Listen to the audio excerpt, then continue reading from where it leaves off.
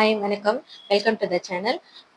கொள்ளு வந்து நம்ம எப்பவுமே வந்து வேக வச்சு சாம்பார் மாதிரி தான் செய்வோம். பட் இது கொஞ்சம் டிஃப்ரெண்ட்டாக இருக்கும். அரைச்சி வச்ச அ குழம்பு. இது ரொம்ப நல்லாயிருக்கும். ட்ரை பண்ணி பாருங்க. முதல்ல அதுக்கு வந்து வானல்ல எண்ணெய் போட்டு ஒரு 50 கிராம் கொள்ளுக்கான ஐட்டம் அந்த குவான்டிட்டி தான் நான் போட்டிருக்கேன். 1 ஸ்பூன் உளுத்தம் பருப்பும், 1 ஸ்பூன் வந்து கடலப்பருப்பு, மிளகு, ஜீரகம் போட்டுக்கோங்க. 2மே ஒவ்வொரு ஸ்பூன் போட்டுக்கோங்க.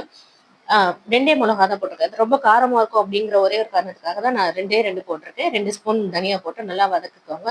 அதுக்கப்புறம் வெங்காயம், பூண்டு எதையும் நல்லா ரோஸ்ட் பண்ணிக்கோங்க. ரோஸ்ட் பண்ணதுக்கப்புறம் ஒரு தக்காளி நல்லா பெருசா பார்த்து நல்லா அரிஞ்சு அதையும் போட்டு நல்லா வதக்குங்க. தேவையான தேங்காயும் போட்டு நல்லா வதங்கட்டும். நல்லா வதங்கினதுக்கப்புறம் ஆற வச்சுடுங்க. ஒரு பக்கம் ஆற வச்சுடுங்க. இதுக்கு இது ஆறுனதுக்கப்புறம் அதை வந்து அரைக்கணும் இல்லையா? மசாலா அரைக்கிறதுக்கு அது கொஞ்சம் வந்து பொட்டுக்கல்லையும் கொஞ்சமாக கசகசாவும் சேர்த்து நல்லா மைய அரைச்சிக்கோங்க. அரைச்சிட்டு தனியாக வச்சுட்டு வேற ஒரு பேனில் தாளிச்சுக்கோங்க. தாளிச்சதை வந்து கடுகு போட்டு தாளிச்சுட்டு வெங்காயம் ஒரே ஒரு பச்சை மிளகா வந்து முழுசாவே போட்டிருக்கேன்.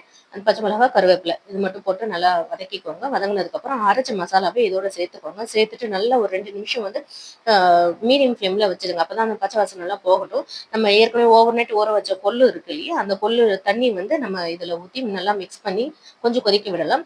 நல்லா கொதிக்கட்டும். கொதிச்சதுக்கப்புறம் கொள்ளு வந்து நம்ம அரைச்சி மத்து போட்டு மசிச்சுக்கணும். இதெல்லாம் மிக்ஸிலாம் போட வேண்டாம்.